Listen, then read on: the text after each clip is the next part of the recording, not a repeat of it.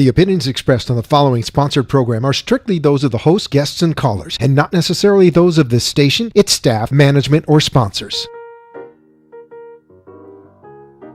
Welcome to the wonderful world of wellness with Dr. Andy Mencia.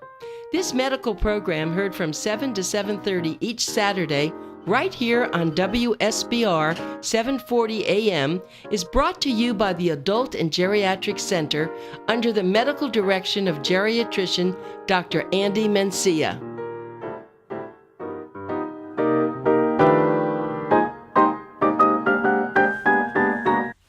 Good morning, Dr. Mencia. Good morning. How are you, Anita? Good morning, Anita? Dr. Sergio Arias. Good morning. Good morning, Anita. So I nice, told you we gorgeous have men to have here it. every Saturday morning. I don't know. I don't know if you come to the station to just That's what talk I do. like Well, snowy back down there. That's right. Yeah. Well, it's funny. See how we are here? We're all smiling, and our teeth Yeah. are showing, right? Yes. How many people don't smile because they don't want their teeth to show, Dr. Mencia? Well, that's a great question to start our talk, Sergio. How many people out there don't have teeth? Well, that's a good question, Dr. Mencia. According to the American College of Prosthodontists, okay, about 35 million Americans Oh, God. are missing all their teeth. 35 million? Yes. In the geriatric population, it is a 2-to-1 ratio, meaning that about 23 million are missing all their teeth, and about 12 million are missing at least all their teeth on one arch. Mm-hmm. Okay. So, Dr. Arias, is it Arias? Did I do Dr. that right? Arias, yes. Arias. How did that happen? How do you lose teeth like that? One at a time? What happens? No, well, there's different reasons, okay? The main causes of tooth loss are dental caries, okay, caries, and periodontal disease, gum disease. When when you don't follow up and you lose the bone, the structures that support your teeth, then you end up losing your teeth. But that doesn't happen one at a time. All of a sudden, all your teeth fall out. What happens? It could be trauma also. That's another way of losing your teeth, but it's just over the years. It's people, lack of care, fear to come to the dentist, not following up. When they find out that a tooth is hurting them really badly, the tooth is most of the time non-restorable. So when the patients initially, when they get a cavity, and the cavity is limited to the outer structure of the tooth, meaning the enamel, and is barely reaching it through that enamel. The patient may feel some sensation when they drink cold, when they eat something sweet, but it's just on occasion. They're not always eating. They're fine. And they said, it's probably something, it's going to go away. And they decide, well, I don't need to go to the dentist. It's expensive. I don't want to have my cleaning or whatever, and this continues to progress until then it really starts hurting, until they get an infection. Sometimes these teeth are considered non-restorable because the caries, the lesion is so advanced that is breaking down the most of the tooth structure, and then they end up losing their teeth. Patients that also have the gum disease, that their teeth are loose, the chronic. We call that chronic periodontal disease, gum and bone disease, and they degrade over the years. The lack of follow up, and then they end up losing their teeth. And what's important also is that for people to understand that gum disease, the number one cause, if I'm correct, let me know, or if not. Number one cause is poor hygiene. People don't go to the hygienist and take care of themselves.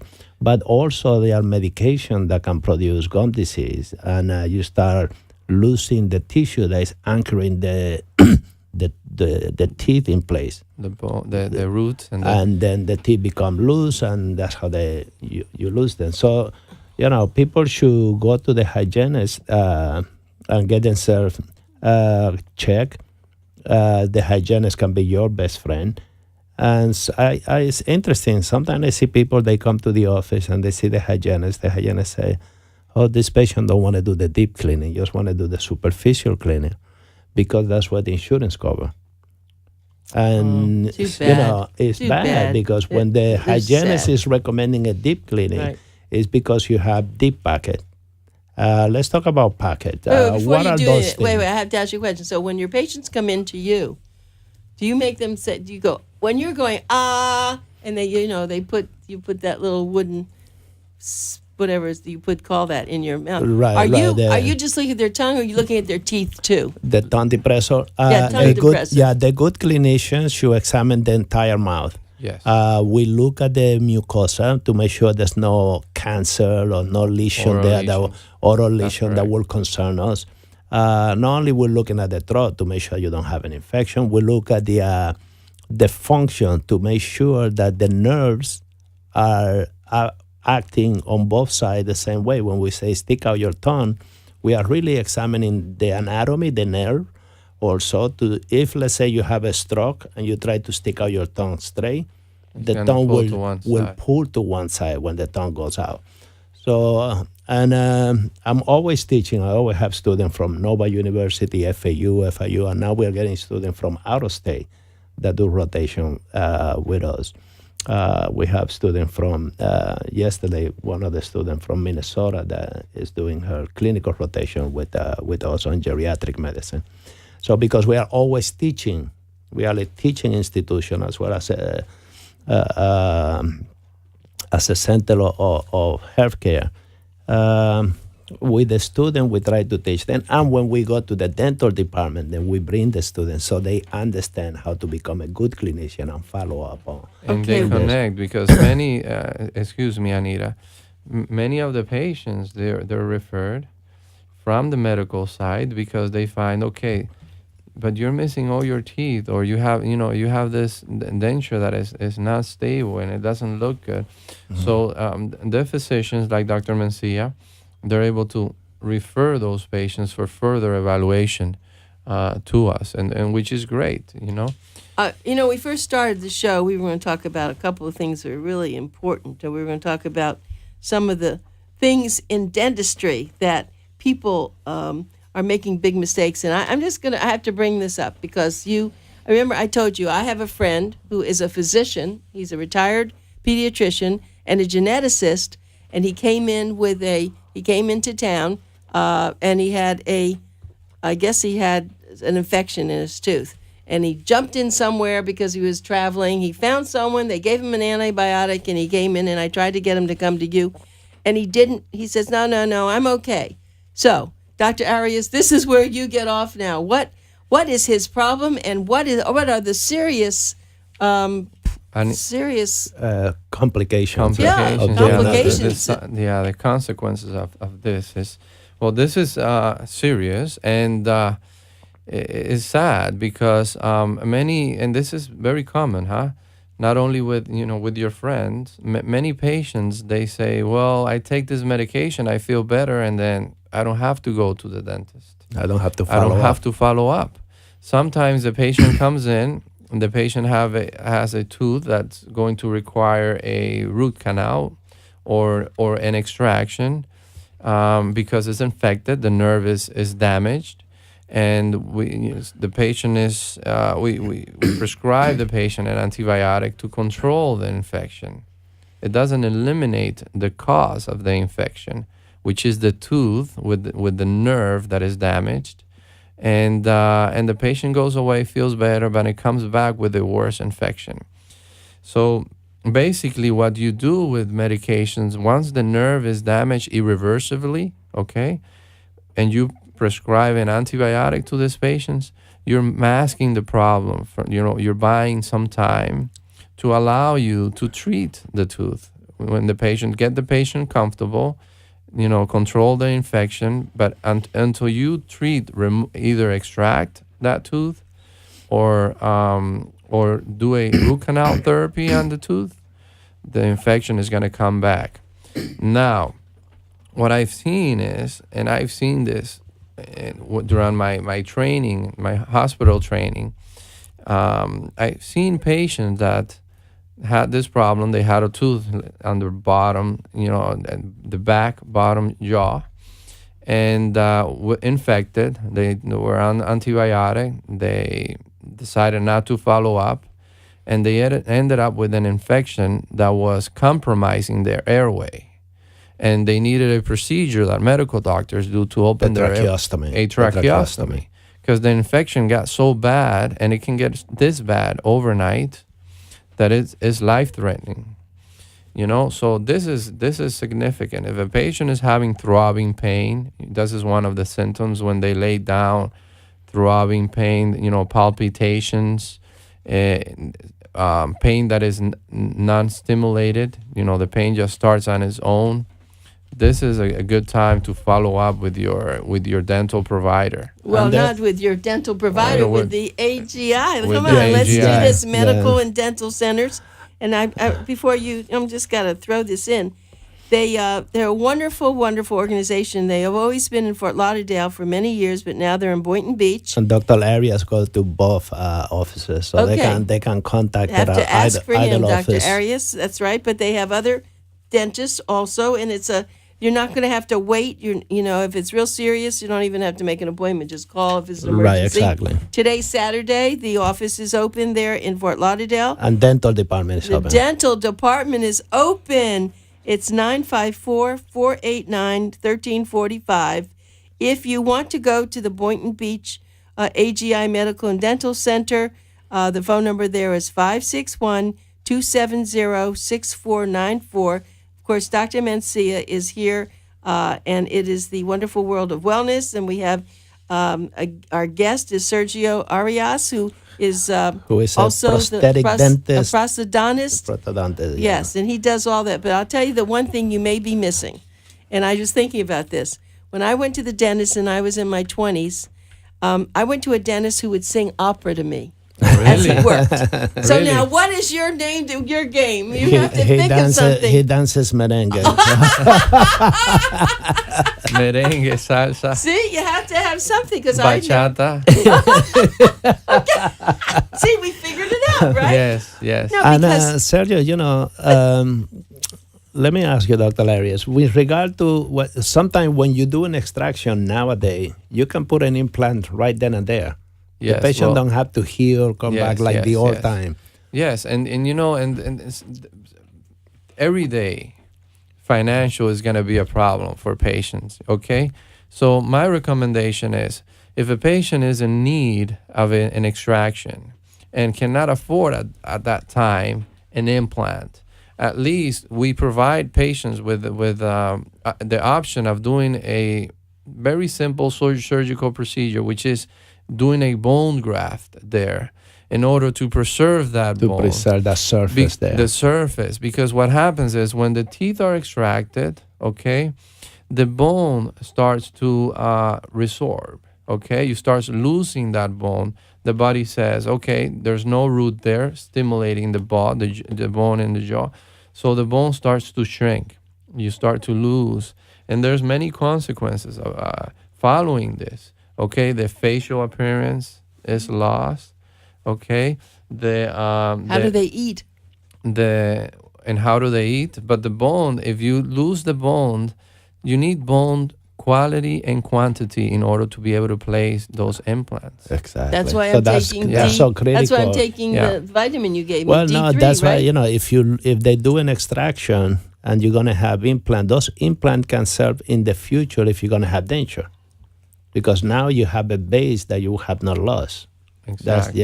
The implant helps preserve the bone. That's the bottom line. When you extract your teeth, when the teeth are removed, okay, the bone, as I said, resorbs, but also the facial appearance, okay, wrinkles, the youthful appearance is lost. The nose and the chin get closer on these patients, okay, and the appearance is just compromised. So by restoring these patients with implants, okay, before this bone is lost, the bone is preserved because the implant, as I said before, is like a metal root, and it stimulates that bone. It helps keep the bone in place. But our listeners are saying, ouch, does it hurt? Does it hurt? I would say, and then this is what I tell my patients, an implant is less least is not as uncomfortable as extracting a tooth. The most traumatizing part is the extraction. The implant is nothing. If they manage throughout the extraction, the implant should be a piece of cake.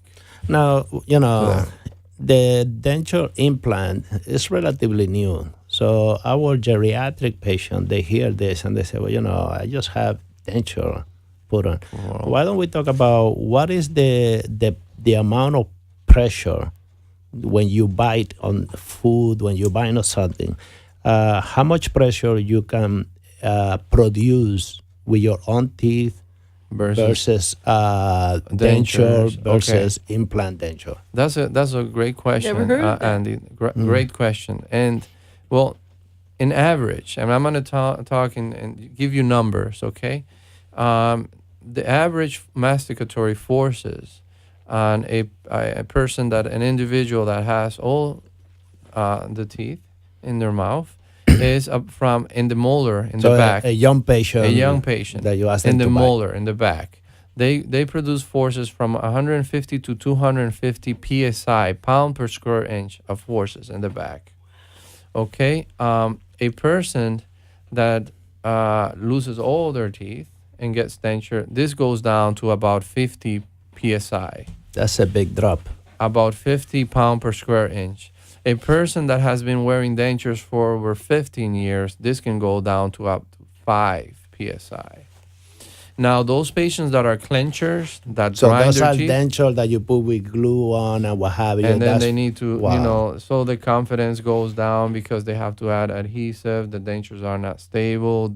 Their overall health, diminished because their diet is compromised. They have GI problems.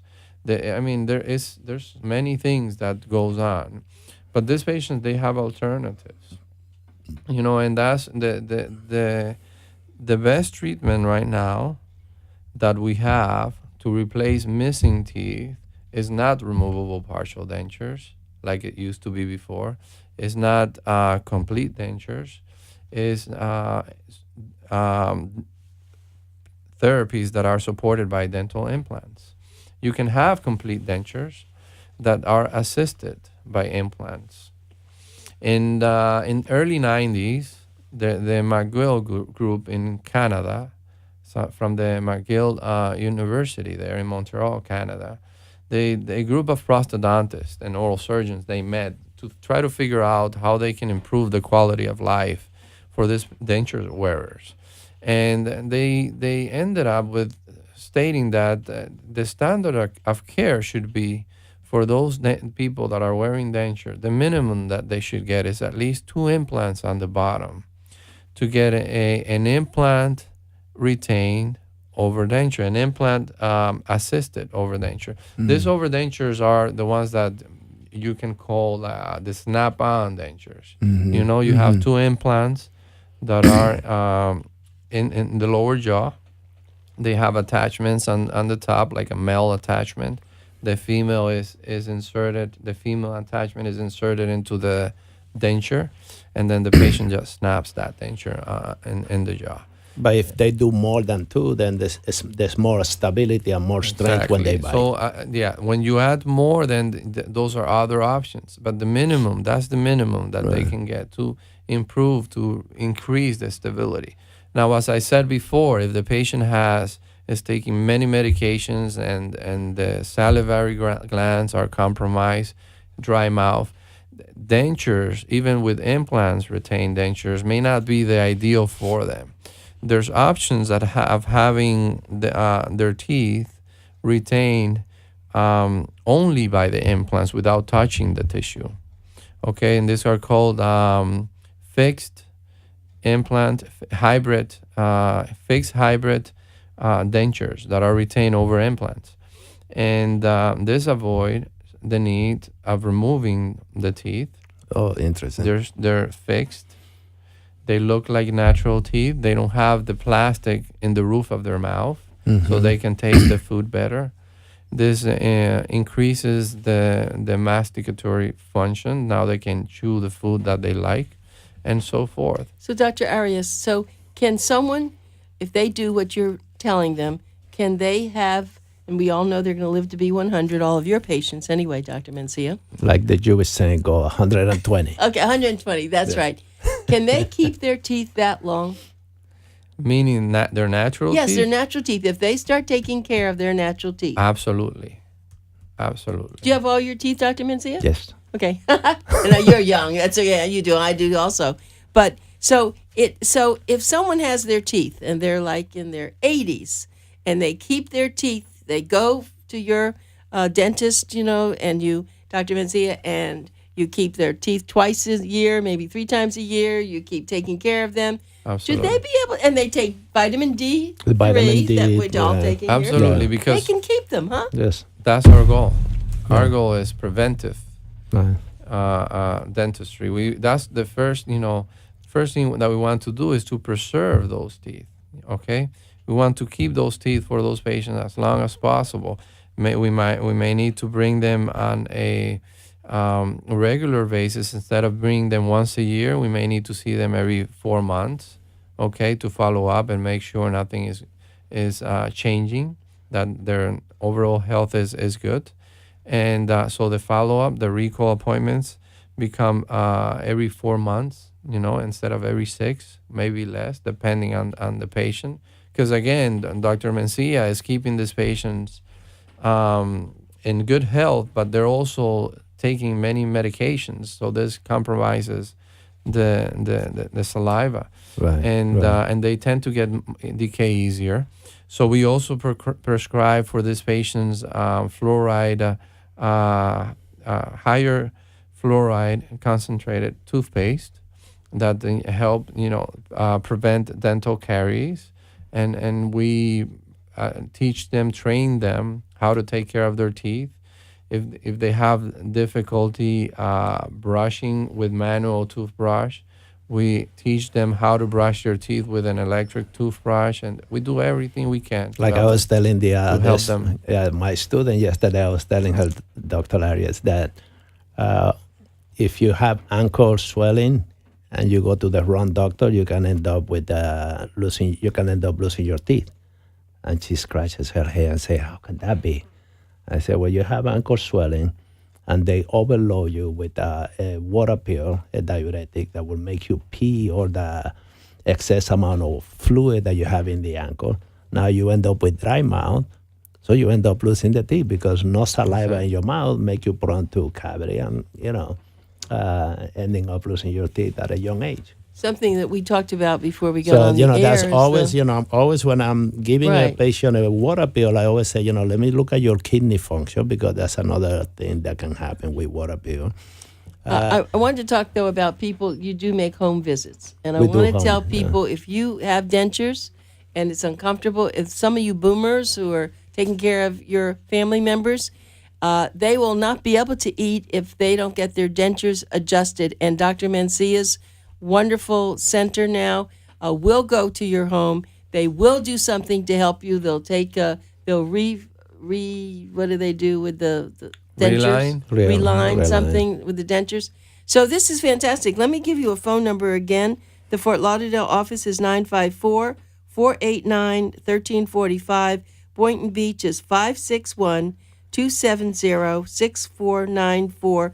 They've changed the name. It's AGI Medical and Dental Centers. Same wonderful place. That's really the Adult Geriatric Institute, but we just they made it easier. Let's spell Dr. Arias' name. Arias. Arias. Dr. Sergio Arias. He's very attractive. He's very smart. We didn't even tell you about all his credentials. I was so amazed when I see him, when he does a consultation with you. He sit down in the office, not in the exam table, but in his office, he sit down with you, and he spent a lot of time looking into your mouth, understanding what your needs are, taking some picture, and then he take you to the room, and Great. The patient really end up with a lot of knowledge. Yep. If anything, you live, by coming to him and having him do an assessment on you. If you don't do anything, you live with a lot of knowledge of what to do to preserve what you have and to improve your quality of life. Well, being a prosthodontist, as you are, there are not many of them around, because that took a lot of extra years of education. You're also an aesthetic and implant dentist. A lot of credentials here. And there's something, a master's in oral biology. We probably have a minute or two. What is that? A master's in oral biology. So that is an additional 2 years of training that I did at the Georgia Regents University, and I did some research, and they trained you on how to do research, how to write articles, how to do investigations, and I did my investigations were focused on implants, and that was 2 years, and it was great.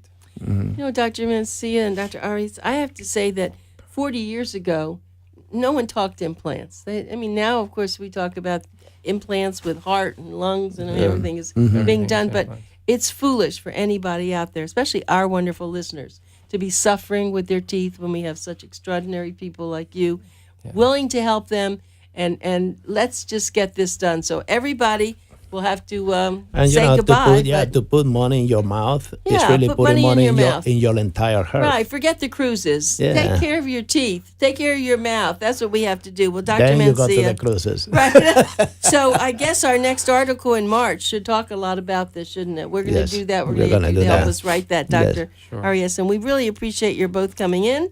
And we're going to have to say goodbye, and we're going to be talking with our next guest shortly. So just do some commercials, and we'll be right back. Thank you.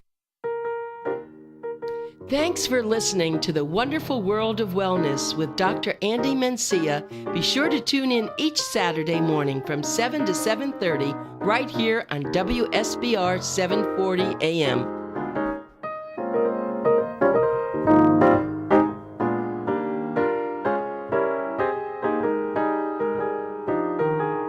The opinions expressed on the preceding sponsored program were strictly those of its hosts, guests, and callers, and not necessarily those of this station, its staff, management, or sponsors.